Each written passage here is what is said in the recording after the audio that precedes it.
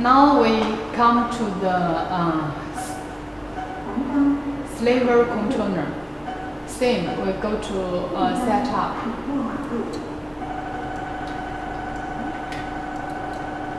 这是对的。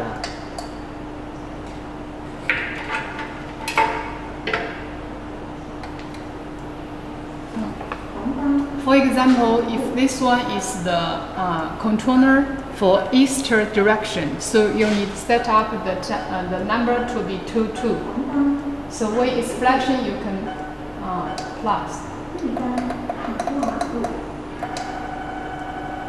And after you finish the setup, the thing to save the. 你第二页、第三页也让他看一下。 Okay, we can go to check the second page. Second page, the ID must be same with the master controller.